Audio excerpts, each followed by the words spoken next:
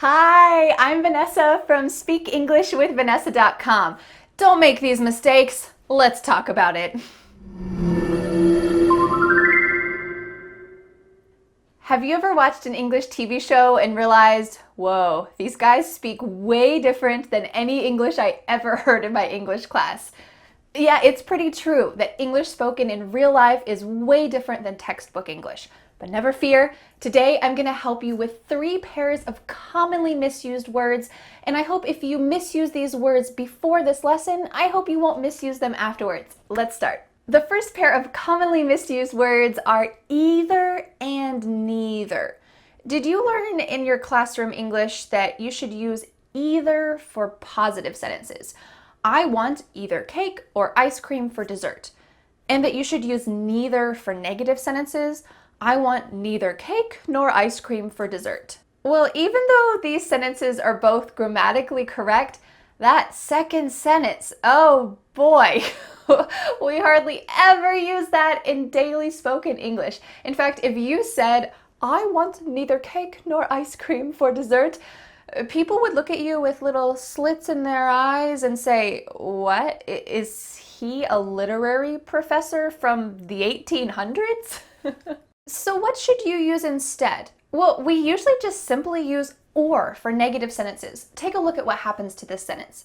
I don't want cake or ice cream for dessert.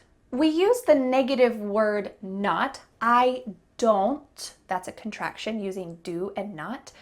And then instead of using the kind of archaic neither nor comparison, we're going to instead use just or. Or we could say this in a shortened way. I don't want either. Ooh, there's a word that's actually omitted here, but it's understood. That means that we know it's there, but we don't say it. Do you know what that should be? I don't want either option. We don't need to say the word option because either already implies that there's at least 2 things here. So you can say, oh, I don't want either, meaning I don't want cake or ice cream. Now that you know we shouldn't say neither nor, is there ever a correct and natural way to use the word neither? Yes, let me tell you. The most common situation to use neither is if I said, I don't like politics, and you responded, me neither. You're agreeing with my negative statement. But here's the tricky part. I could say, I don't like politics, and you could say, me either. You could use this positive word to agree with my negative sentence. So which one of these is actually correct? Well, we have a negative sentence. I don't like politics. So we need that negative word to respond to it. Me neither. Technically, this is correct, and you should probably use this in maybe business situations or those kind of formal situations, but in daily spoken English, you are definitely going to hear people say, me either. This is grammatically incorrect, but native speakers use this a lot. And I don't know exactly why, but I kind of feel like it's because we feel a little strange using the word neither because we don't use it that often and we use the word either a lot. So maybe people just feel a little more comfortable saying, oh yeah, me either. I don't like politics too. But technically it should be me neither. So in this situation, you've got 2 options, but technically me neither is a little better. The second pair of commonly misused words in English is actually and now. If you speak a Romance language, listen carefully. I'm going to give you a sentence and I'm going to give you 2 options so you can guess what this sentence means. I can't believe that I actually fell asleep on the plane. I never fall asleep on flights. Does this mean, number 1, now I fell asleep, or number 2, in reality, I fell asleep? What does this mean? Think about that word actually. Well, don't listen to your heart when you're trying to guess which one's correct. It's going to lead you astray. If you speak French, Italian, Portuguese, Spanish, Romance language, you probably have a word in your language that looks like the word actually, like the word actuellement, or maybe Actualmente. I don't know how to say it in Portuguese, but there's a word that looks almost exactly like the word actually, and it means now in your language, but in English, don't listen to your heart. In English, this means in reality. It does not mean now. So we are comparing something to reality. Let's take a look at a couple examples. The food looked strange, but actually it tasted good. So here we have a comparison between the way the food looked, which was strange, and the way the food tasted, which was good. So we have reality, the taste, and the way it looked, maybe the way I perceived it in my mind. The other day I was gonna go to a museum and I said, oh, we can't go to the museum because I saw that it's closed on Mondays. And my friend said, actually, in the summer, it's open on Mondays. So she was comparing my reality to her reality. That, well, in reality, it's open on Mondays in the summertime. So she was correcting my reality. Or you might say, she's actually dating someone? I can't believe it.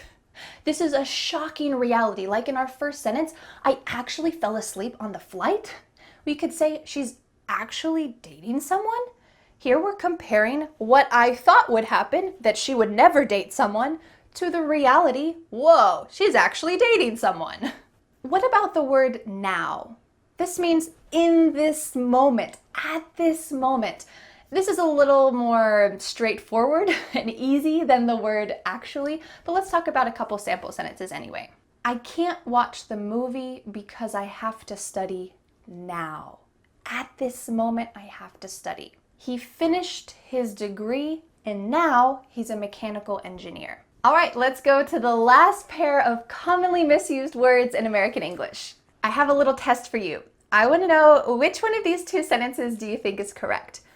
Although it was raining, we still went on a hike. Though it was raining, we still went on a hike. The two words here are although and though. Which one of these feels the most correct to you? I have some bad news. This was a trick question. Both of these are grammatically correct, but we use neither of these in daily conversation.